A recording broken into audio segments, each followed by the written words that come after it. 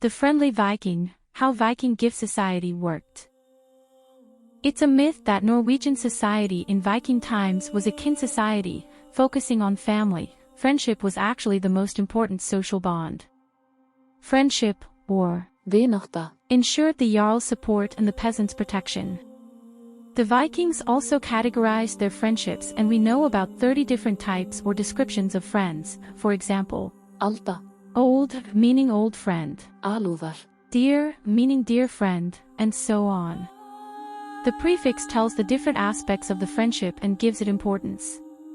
We do not know about any similar practices in other parts of Europe at the time, telling us that friendship was very important to the Vikings, so important that they had 30 different words for it.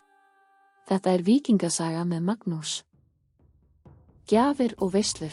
A friendship was usually established through gifts and feasts where the host provided food, drink, and entertainment. The gifts and invitations were accompanied by a strong expectation/demand for countergifts or services. All that's left is our friendship. If the recipient could not reciprocate the gift with an equally fine gift back, his support had to be given in a power struggle and in military clashes. The bonds of friendship also had to be renewed at regular intervals, and this usually happened through more feasts and parties. In the Norse sagas, parties are often a nerve-wracking affair, and people were constantly on the lookout for what might happen next. These feasts and parties differ from modern parties in one crucial point: they were not private gatherings.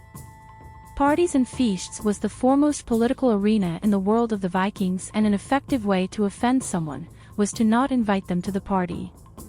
This is also the case today, of course, but insulting someone in the Viking world could have a deadly outcome. The table setting was a difficult matter, because your place at the table also told of your relations to the Jarl and your status. The closer you sat to the Jarl, the more important you were, something that was not unique to the Viking world.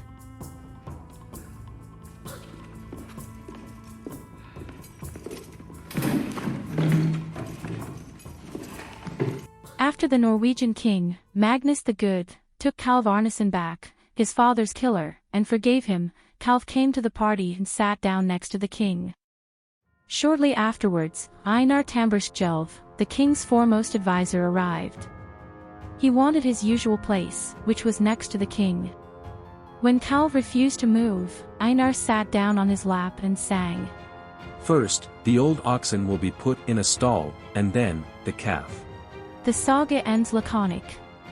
Then, he sat down between Kalv and the king, and everything was now calm and quiet. But parties like this could hold frictions, and still be successful, in the sense that the participants left each other as friends. Sometimes though, things went very much awry. The saga Morkinskinna tells that Harald Hardrada would finally end the quarrel he had with Einar Tambarskjölv, the same Einar as in the last story, by inviting him to a party. The king told about his great deeds abroad, but the guest Einar fell asleep. Harald interpreted it as an insult and made a friend rub grass on Einar's head until he farted. Yes, that is what it says in the saga, I'm not making this up. Einar woke up, and left enraged. Shortly afterwards, he met his death at the king's hand. 3,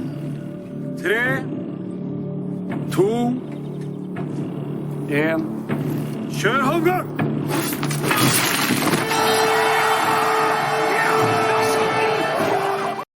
A failed party could therefore forewarn of hostilities or a feud.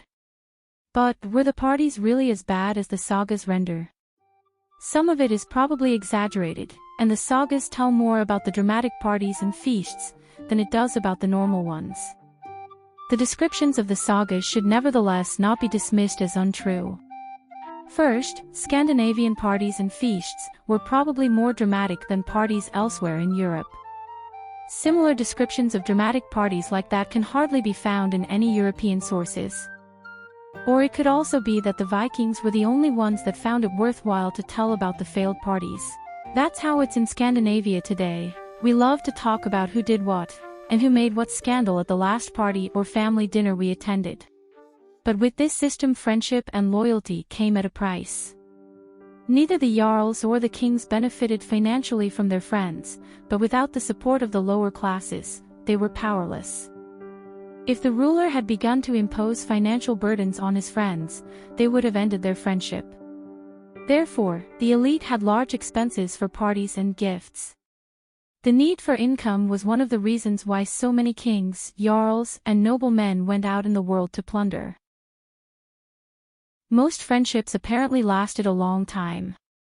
In the relationship between jarls and peasants, we can count on that if both parties fulfilled their obligations, the friendship became lifelong. In such circumstances, loyalty was strong. And of course, it's important to remember that if you refuse to be friends with the most powerful man in your local community, he might not be too happy about it. Men uansett, vi nå her for å innføre noe som heter beskyttelsespenger, vi da. Ok. Som handler om at mennesker med makt, sånn som oss da, tilbyr oss å beskytte folk som helt maktesløse, som dere. Dette handler om at du skal betale oss for at ikke vi skal angripe gården deres. Hvorfor skal dere angripe oss? Ja, det måtte jo være hvis du ikke ville betale beskyttelsespenger da. Altså, jeg skjønner ikke...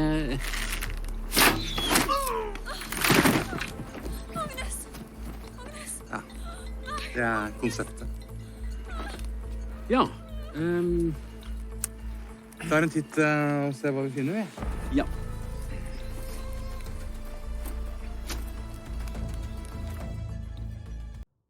Vinátta og ætt. The term Ætt, which means kin, occurs far less frequently in the sources. It was difficult for the individual to maintain equal contact with all relatives. Each individual therefore had to make choices. What governed the choices was the power of the relatives. It was more important to nurture a relationship with a distantly related leader, than it was to nurture a relationship with a brother or uncle with little or no power. Therefore, the families of the jarls and kings often contained more lineages than other people. But blood relations were no guarantee of support. We see this clearly in the expression, they were friends. The difference between friendship and kinship was that friendships were most often entered into voluntarily, in contrast to your family ties, which is something you don't choose. Because of all the kinship overlaps and the limited support the kinship could provide in a conflict, it became secondary to friendship in Viking society, with the exception being for the jarl or king's families. If you were poor and didn't own your own farm, you would often work for a richer family and your livelihood depended on the person gifting you food and shelter. Poor people would live in the longhouse with the family they worked for, and along with the others that worked on the farm. Even though your status was free, your life was not unlike the slaves with a lot of work and chores in daily life. The difference being that you had a better bed, ate better food and was treated with more respect. And maybe most important of all, you didn't risk being sacrificed when the Vikings thought that the gods were angry or upset. Høvding Olav og mennene skulle vært hjemme fra plyndring for over en måned siden. Det jo ganske spesielt at ikke du har gjort noe for å prøve å få det hjem. Ja, men det jo opp til Odin og gudene å bestemme sånt. Men hva skal jeg gjøre da? Vi kunne vel offre noen treller eller noe da? Det ganske stemning for det blant folk her nå, liksom. Det? Da gjør vi det. Bra. Kom igjen.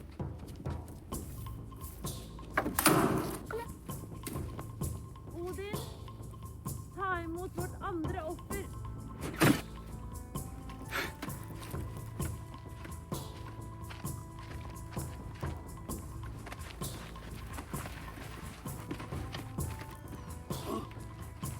Odin, ta imot vårt tredje offer. Bring våre menn hjem.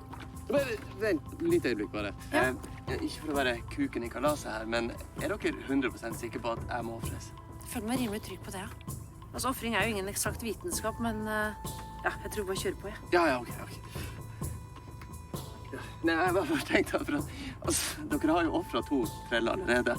Dere ikke redd for at gudene skal synes dere prøver for hardt, at det blir for mye, liksom? Ja, jeg liker måten du tenker på, misforstå meg rett. Jeg synes det kjempepositivt at du som trell engasjerer deg. Men jeg tror vi bare kjører på, ja. Ja, ok. Jeg tenkte bare jeg skulle nevne det. Jo. Altså, hvis man angrer, så er jo ikke offring særlig reversibelt, vet du. Ja, det kan du si. Ok. Takk, Odin. Ja, se der, ja. Det holdt jo å offre 2 treller. Vi skal notere oss det bak øret. That the Viking Age was a Ætt. society is therefore a myth. Friendship was much more important than kinship, and was one of the most important and dominating forces in Viking society. So if you were friendless, you were a nobody in Viking society, and had to fend for yourself. I hope you found this presentation interesting, and if you did, please give it a thumbs up and subscribe. I cover a lot of history on my channel about the Vikings, but also other important history themes, so please check out my other videos to see if there are other topics that might interest you. And I hope to see you in the next one. Skål!